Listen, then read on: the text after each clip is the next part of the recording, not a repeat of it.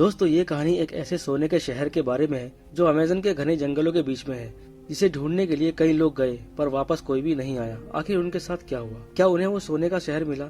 इन सब सवालों के जवाब हमें मूवी के एंड में पता चलेंगे। मूवी के स्टार्ट में हम पर्सी नाम के एक ब्रिटिश ऑफिसर को देखते हैं, जो कि हिरन के शिकार करने के कंपटीशन में हिस्सा लेता है।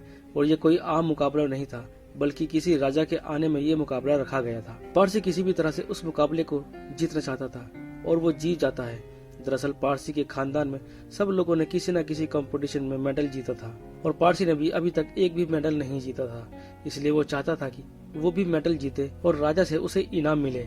इसके बाद वहाँ एक पार्टी रखी जाती है और पारसी को भी उस पार्टी में इन्वाइट किया जाता है। पारसी को ये लग रहा था कि जब वो उस पार्टी में जाएगा तो सब उसकी वाहवाही करेंगे और उसे बहुत सारे इनाम दिए जाएंगे, जिसे वो अपनी फैमिली की कंडीशन को ठीक कर पाएगा। पारसी की फैमिली में उसकी वाइफ और उसका बेटा होता है। जब रात में पारसी उस पार्टी में जाता है तो सब लोग एक दूसरे से यही बात कर रहे होते हैं कि सब लोग पारसी की तरफ ध्यान न दें, तो कोई भी पारसी की तरफ ध्यान नहीं देता है। ये बात पारसी को बहुत बुरी लगती है। इसके बाद पारसी को एक साल बाद रॉयल ज्योग्राफिक सोसाइटी में लंदन भेजा जाता है। ये एक ऐसी सोसाइटी थी जो ज्योग्राफी पर रिसर्च कर रही थी। जब पारसी वहाँ पहुँचता है तब वहाँ के अधिकारी उससे बताते हैं कि दो देशों के बीच बहुत बड़ी जंग होने वाली है। उन दोनों देशों के बीच में अमेज़न का बहुत घना जंगल है, जो एक तरह से इन दोनों देशों की बाउंड्री है, जिस पर इन दोनों देशों का हक है। यहाँ पर हमारा रबर का बहुत बड़ा बिजनेस है। अगर दोनों देशों के बीच जंग हुई तो हमें बिजनेस में बहुत नुकसान होगा। इसलिए इंग्लैंड की सरकार चाहती है कि तुम वहाँ जाकर सर्वे करो और तुम उस मिशन को लीड करो। हालांकि वो जंगल काफी खतरनाक है, वहाँ सूरज की रोशनी तक नहीं पहुँचती। साथ ही वहाँ पर आदिवासी और खतरनाक जानवर भी हैं। लेकिन अगर तुमने इस मिशन को पूरा कर लिया तो तुम्हें बहुत बड़े इनाम दिए जाएंगे।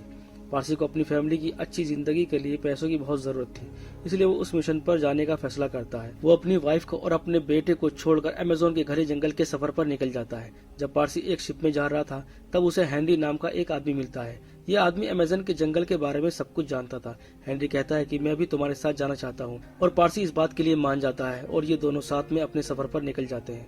जैसे जैसे ये लोग आगे बढ़ रहे थे, इनकी मुश्किलें और भी बढ़ती जा रही थी, क्योंकि इस जंगल में बहुत सारे खतरनाक और जहरीले जानवर थे।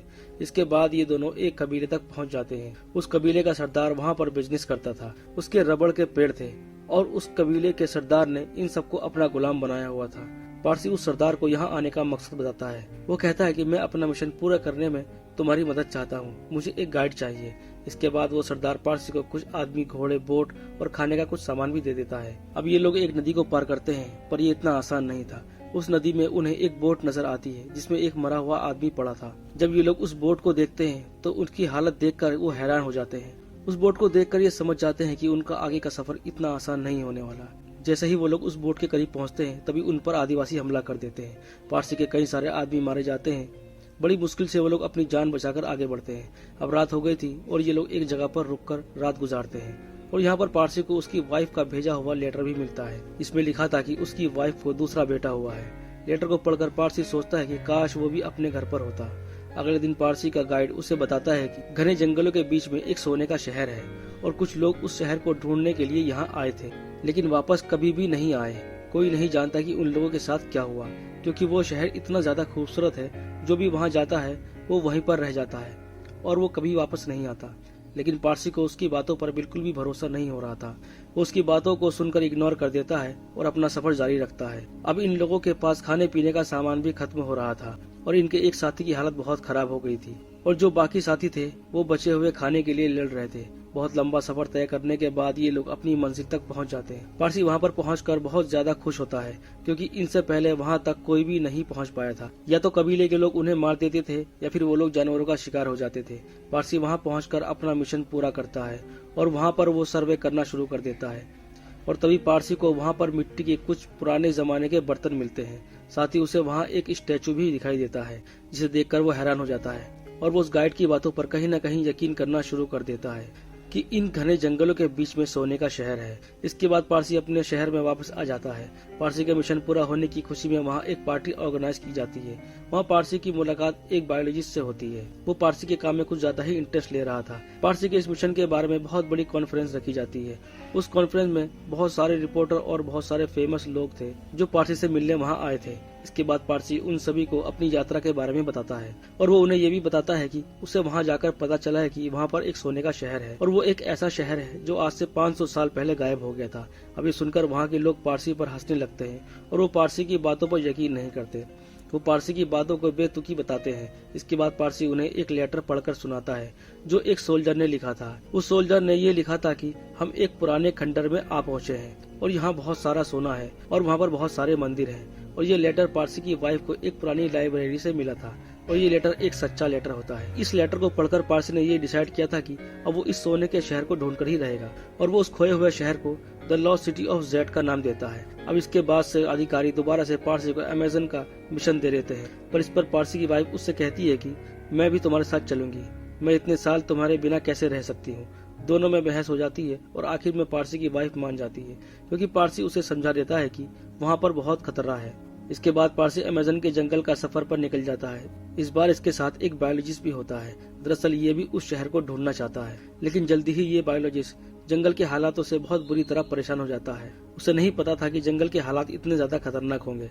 यहाँ वो देखते हैं कि उस कबीले के लोग एक मरे हुए इंसान को पकाकर खा रहे थे। पारसी उस कबीले के सरदार से सोने के शहर के बारे में जानने की कोशिश करता है, पर वो सरदार कहता है कि हमें इस बारे में कुछ भी नहीं पता। पर वो कहता है कि जब तुम इस नदी को पार करके जाओगे तो वहाँ पर तुम्हें एक और कबीला मिलेगा। शायद वो कबीले के लोग उस सोने के शहर के बारे में कुछ जानते हो। पारसी के साथ जो बायोलॉजिस्ट था उसकी हालत बहुत ज्यादा खराब हो गई थी। उसे अपने घर की याद आने लगी थी। वो बस अपने घर जाना चाहता था और उसके पैर पर भी एक गहरी चोट आ जाती है। वो पारसी से यही कहता है कि मैं यहाँ मर जाऊंगा। पारसी को अब उस पर बहुत ज्यादा गुस्सा आ रहा था, पर पारसी उसे एक घोड़ा और कुछ खाने का सामान देकर वहाँ से भेज देता है। अब ऐसे ही बहुत दिन गुजर जाते हैं और इनके पास खाने का सामान भी बहुत कम बचा हुआ था। फिर आखिर वो लोग एक जगह पर पहुँच जाते हैं जहाँ पारसी को बहुत सारी अजीब चीजें नजर आने लगती है, मगर इसके अलावा यहाँ पर और कुछ नहीं था और आगे जाने का रास्ता भी बंद होता है। पारसी और उसके साथी बहुत ज्यादा दुखी हो जाते हैं। पारसी ये सोच रहा था कि अब इतना आगे बढ़ने के बाद में खाली हाथ नहीं लौट सकता। ये बात उसको बहुत ज्यादा दुखी कर रही थी और वो वापस अपने शहर में आ जाता है। पारसी वापस अपने शहर में आकर बहुत खुश होता है। इसके बाद पारसी को दोबारा से सोसाइटी में बुलाया जाता है। वहाँ पर वही बायोलॉजिस्ट जो कि बीच सफर से वापस आ गया था, वो बीच मीटिंग में कहता है कि पारसी ने मुझे ऐसे ही बगैर खाने के जंगल में मरने के लिए छोड़ दिया था और वो इसके लिए पारसी से माफी मांगने के लिए कहता है। और वो पारसी से ये भी कहता है कि तुम अब मान जाओ, वहाँ पर कोई भी सोने का शहर नहीं है। पर पारसी वहाँ पर माफी नहीं मांगता और वो उस सोसाइटी से इस्तीफा दे देता है। वो दोबारा से आर्मी ज्वाइन कर लेता है। तो उसी समय वार शुरू हो जाता है और पारसी को भी वार में जाना पड़ता है। उस वार के दौरान पारसी से एक लेडी मिलती है जो भविष्यवाणी बताती थी। वो लेडी बताती है कि तुम किसी चीज को ढूंढना चाहते हो और तुम जानते हो कि तुम अपनी मंजिल के बहुत करीब हो। अगर तुमने ऐसे ही अपनी तलाश को जारी रखा तो तुम्हें वो चीज जरूर मिलेगी। इसके बाद पारसी को दोबारा से उस लॉस्ट सिटी को ढूंढने का जुनून शुरू हो जाता है और इसी वार के दौरान एक जहरीली गैस से पारसी अंधा हो जाता है। इसके बाद आर्मी उसे बहुत बड़ा प्रमोशन देती है और पारसी की वाइफ उसका बहुत ज्यादा ख्याल रखती है।